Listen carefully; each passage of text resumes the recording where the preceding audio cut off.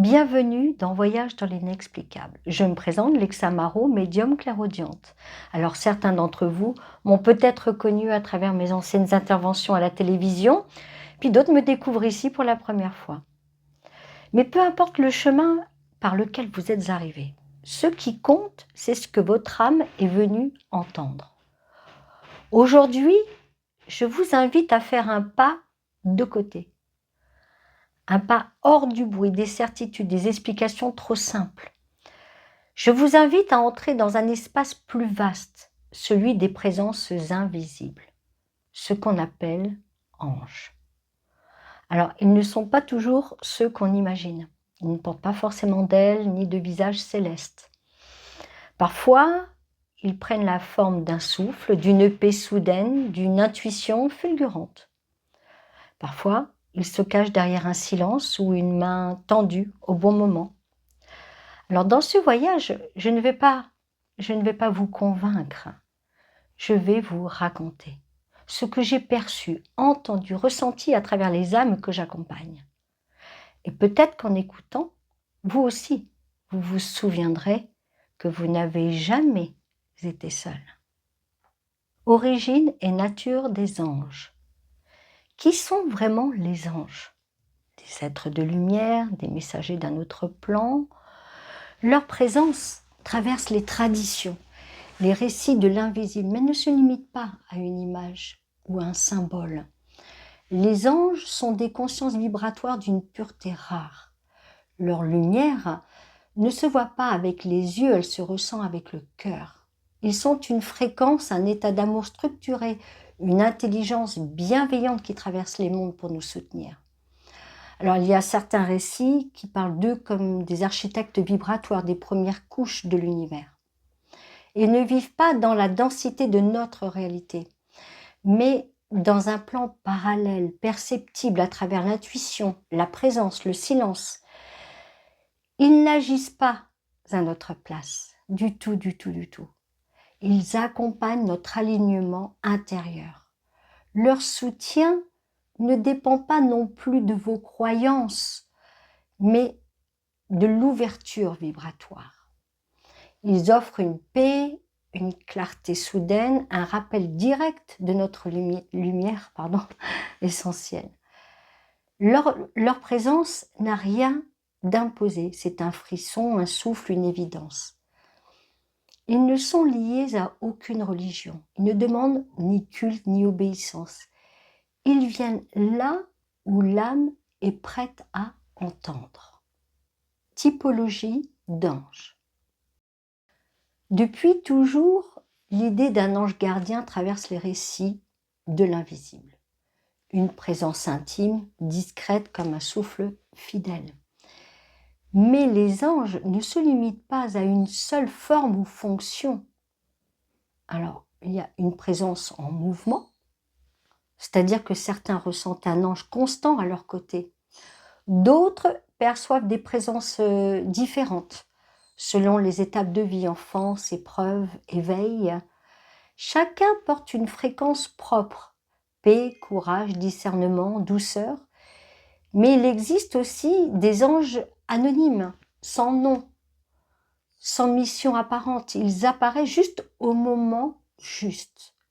Parfois, ça peut être à travers un regard, une parole ou un simple ressenti. Et certaines âmes incarnées, par leur lumière naturelle, agissent comme des anges terrestres. Sans le savoir, elles apaisent aussi, mais elles apaisent, éveillent, stabilisent. Leur passage laisse quand même une empreinte. Après, il y a aussi une structure vibratoire subtile. Alors, les enseignements mystiques évoquent une hiérarchie angélique non autoritaire, mais vibratoire. 9 cœurs répartis en 3 sphères. Alors, il y a sphère céleste, proche de la source. Donc, dedans sont inclus les séraphins, amour pur, unité originelle, les chérubins, gardiens de la sagesse, et les trônes, équilibre vibratoire. Ensuite, il y a la sphère de l'âme, on pourrait appeler des médiateurs. Alors là, nous retrouvons les dominations, les vertus, les puissances. Alors, ils orchestrent les ponts entre les plans subtils et incarnés, diffusent miracles et transformations. Ensuite, il y a aussi la sphère humaine. Alors là, c'est celle qui est là quand même la plus proche de nous. Hein. Enfin, c'est ceux, pardon, qui sont les plus proches de nous. Donc, il y a les principautés, les archanges, les anges. Alors, ils veillent sur les groupes, les âmes en transition ou les personnes en silence. Et puis, il y a aussi les archanges majeurs et figures centrales. Alors là, on parle de Métatron. Peut-être que c'est la première fois que vous en entendez parler, mais donc Métatron, pardon, c'est la mémoire divine, la cohérence entre dimensions. Il y a Sandalphon qui transmet les prières vers les sphères subtiles.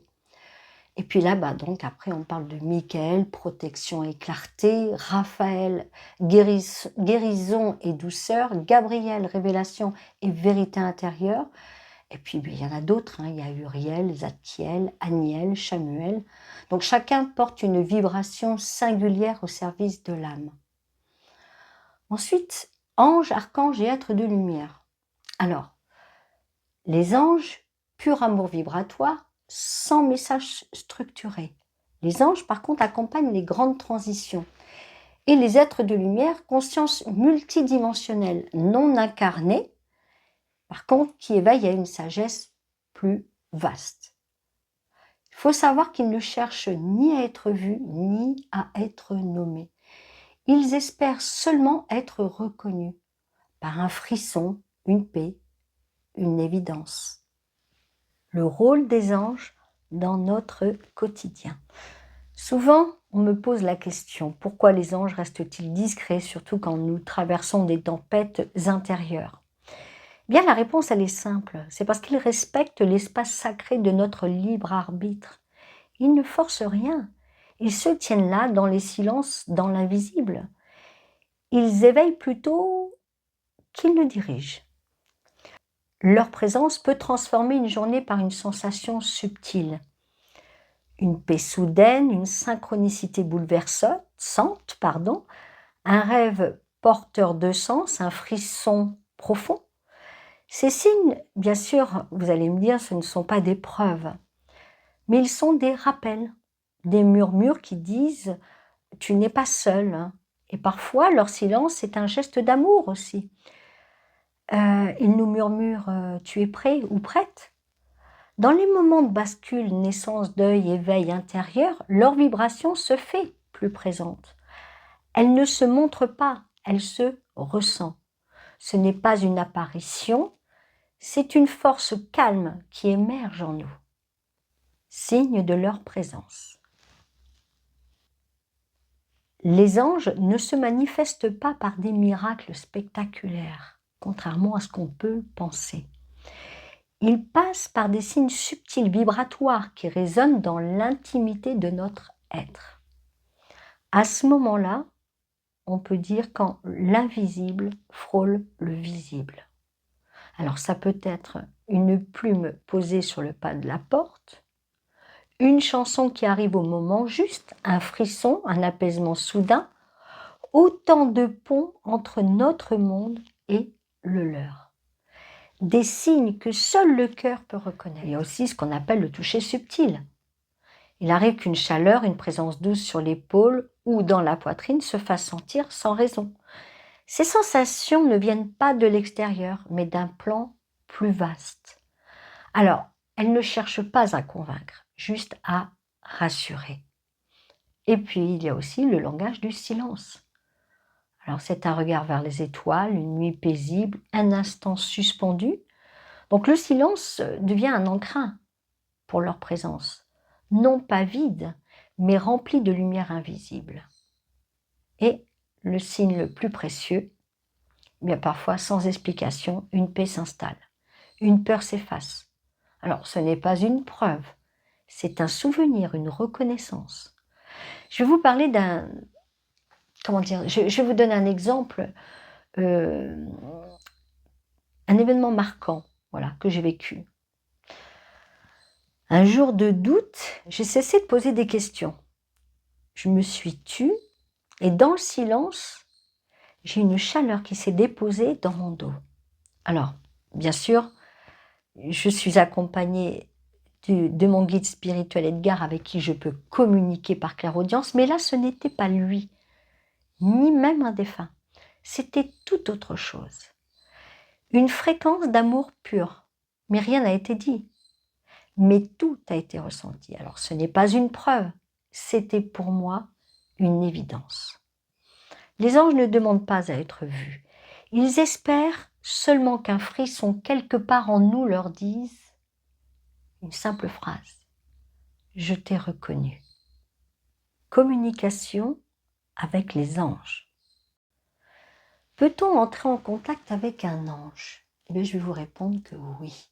Mais par contre, pas avec le mental. Le lien se crée dans le silence, l'ouverture, la sincérité. Alors, créer un espace par exemple, le silence, la respiration, une attention claire. Un simple élan du cœur suffit.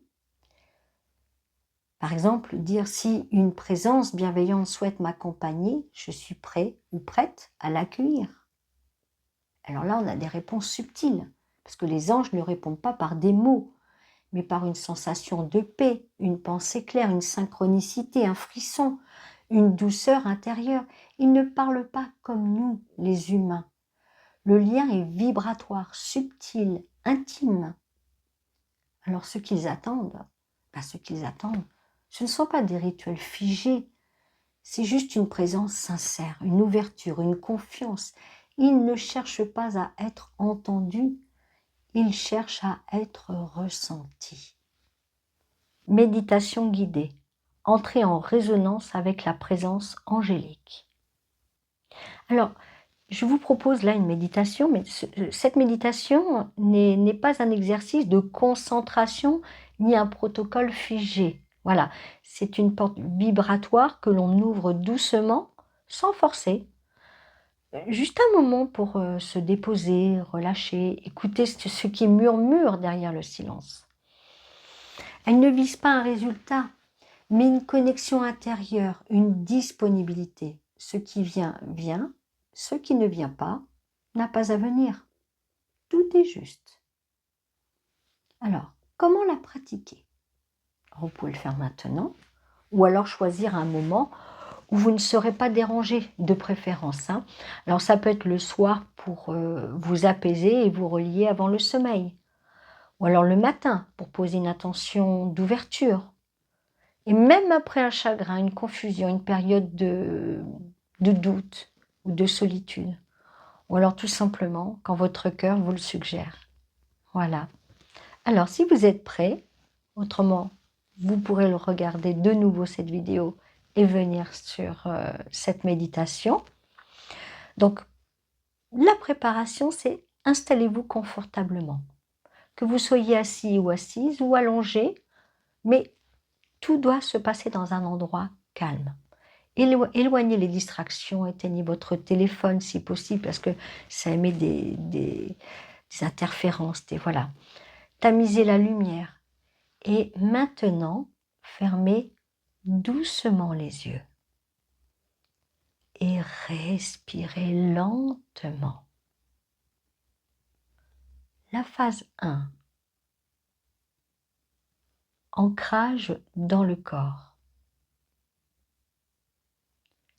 Détendez-vous, respirez. Laissez votre corps s'alourdir naturellement. Ressentez le contact avec le sol, la chaise ou le matelas. Laissez les épaules tomber. Relâchez la mâchoire. Sentez la gravité vous prendre doucement dans ses bras. Inspirez profondément et expirez. Faites-le 3 fois. On continue. Lentement. Inspirez. Expirez.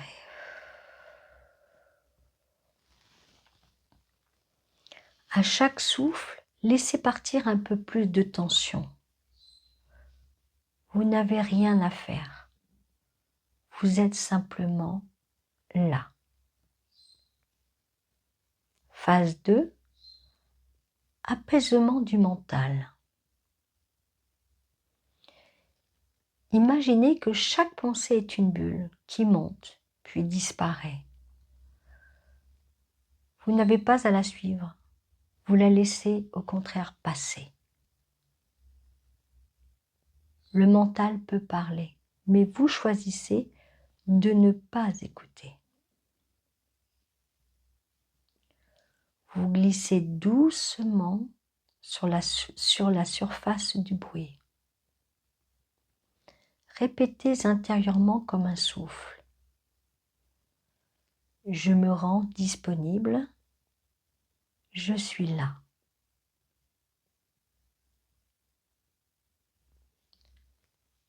La phase 3, ouverture du cœur. Portez maintenant votre attention sur votre poitrine. Ressentez cette zone, même si vous ne sentez rien. Posez-y votre main, si cela vous aide. Inspirez comme si vous respiriez à travers le cœur. Et à l'expiration, imaginez une lumière douce s'ouvrir là, au centre de vous. Pas besoin d'imaginer précisément. Ressentez juste une ouverture, un espace, une paix. Et répétez cette phrase.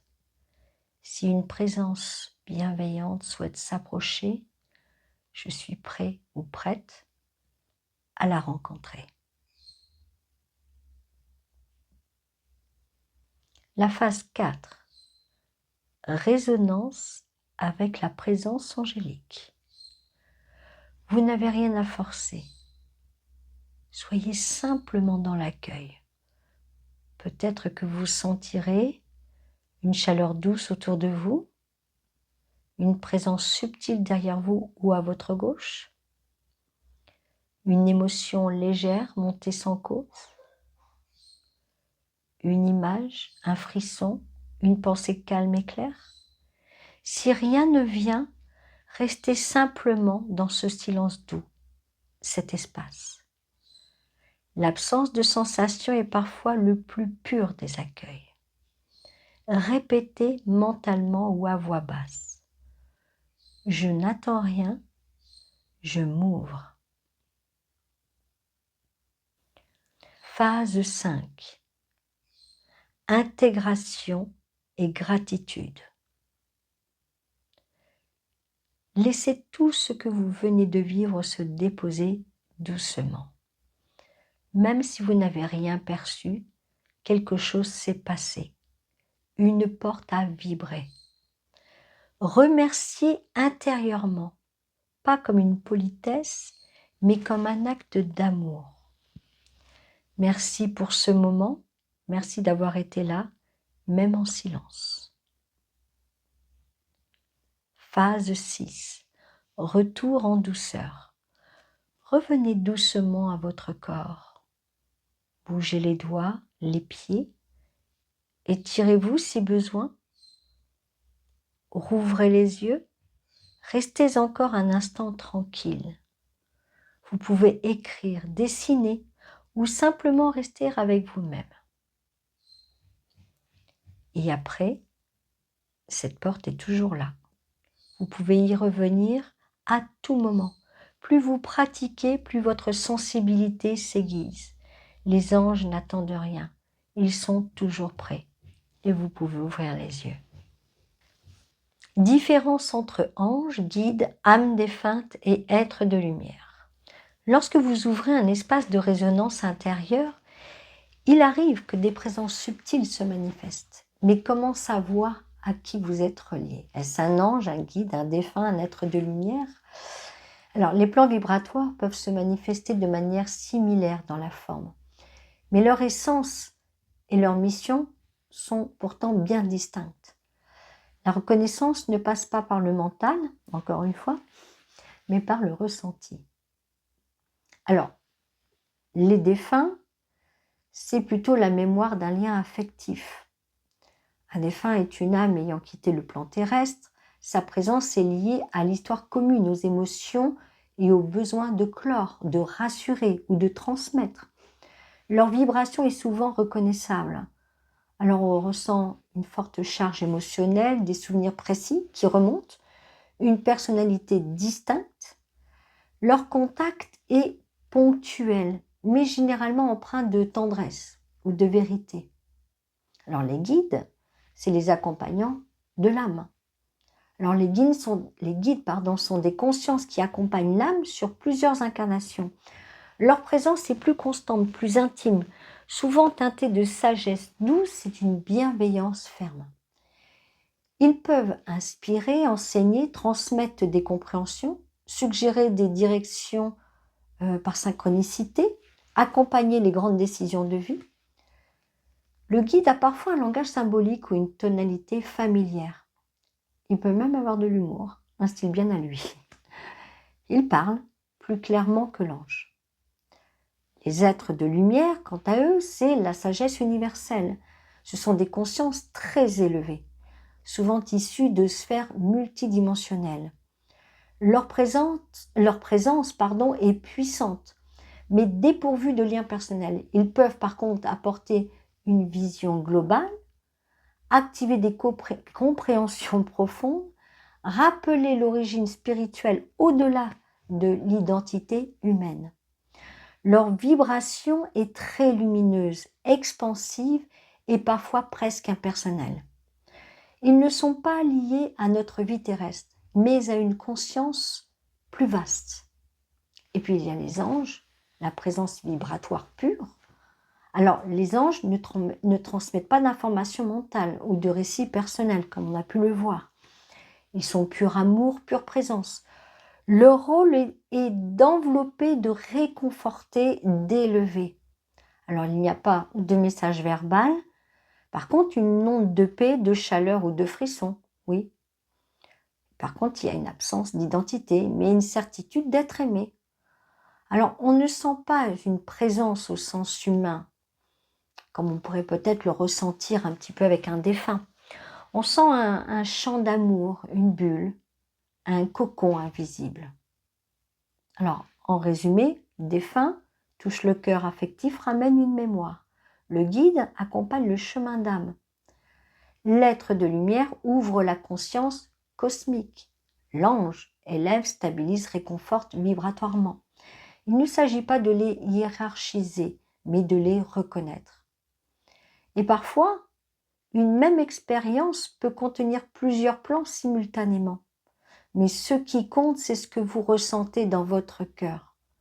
Le mental analyse, l'âme reconnaît. Ange et mission d'âme. Il existe des moments dans une vie où tout semble basculer. Une perte, une naissance, un appel intérieur. Ce ne sont pas des simples hasards. Ce sont souvent des activations profondes du chemin d'âme. Et dans certains instants, les anges sont souvent là. Alors, pas pour dicter, mais pour soutenir. Alors, parlons d'avant l'incarnation, l'accord silencieux qui se fait. Parce qu'avant de s'incarner, l'âme est entourée de présence angélique. Elle ne décide pas, elle vibre un amour si pur qu'il éclaire les grandes lignes du parcours à venir. Parfois, elle laisse une empreinte vibratoire qui plus tard refera surface, lors d'un éveil, d'une crise ou d'un appel profond. Ensuite, il y a dans les épreuves un soutien invisible. Lorsque nous traversons une perte, une séparation, une maladie, nous nous sentons souvent seuls. Et pourtant, c'est souvent là que la présence angélique se fait la plus proche. Elle ne retire pas la douleur, elle crée un espèce vibratoire pour que nous ne nous effondrions pas, tout simplement. Et parfois, cela se manifeste par une paix au milieu du chaos, une force intérieure inattendue, un rêve qui contient une vérité douce. L'ange ne sauve pas, il tient l'espace. Quand l'âme veut changer de fréquence, eh bien parfois la vie telle qu'elle est ne suffit plus. Quelque chose à l'intérieur appelle à autre chose. L'ange ne dit pas quoi faire. Il intensifie simplement la vibration du vrai. Alors, le faux, à ce moment-là, devient insupportable. Et puis, il y a un mouvement intérieur qui s'amorce. Alors, cela peut passer par une coïncidence déclencheuse, une rencontre, une révélation intime, sans mots. Et il y a les moments de reconnaissance. Pardon. Il arrive un jour où tout devient clair. Alors, pas mentalement, mais vibratoirement. Pourquoi cette douleur, ce détour, cette attente? Ce moment où l'on reconnaît le fil secret de notre vie. C'est souvent l'ange qui l'accompagne. Alors, il ne va pas dire « voici ta mission ». Il crée simplement l'espace pour que l'âme s'en souvienne. Témoin de notre grandeur oubliée. Eh oui, l'ange ne décide pas pour nous. Il ne trace pas notre chemin, il le veille. Il nous rappelle en silence qui nous sommes vraiment. Son langage n'est pas fait de mots. C'est une vibration qui nous aide à nous retrouver. Les anges, les enfants et les animaux. Il est des êtres chez qui le lien avec l'invisible semble couler de source. Ce sont les enfants et les animaux. Alors chez eux, la présence angélique ne passe pas par la croyance. Elle se vit naturellement, comme une évidence, parce qu'ils vibrent encore, encore près de l'origine. Parce que leur cœur n'est pas encore recouvert par les filtres du monde. Alors les enfants, ils sont un canal pur. Les très jeunes enfants perçoivent souvent ce que nous ne voyons plus, enfin ce que vous ne voyez plus. Un ami invisible, un regard qui fixe, un vide habité, une parole de sagesse surgit de nulle part. Ce ne sont pas des jeux, il faut les prendre au sérieux. Ce sont des échanges vibratoires. Les anges ne dirigent pas les enfants par contre. Ils veillent, ils protègent la fréquence originelle de leur âme. Ils amortissent les premiers chocs de l'incarnation.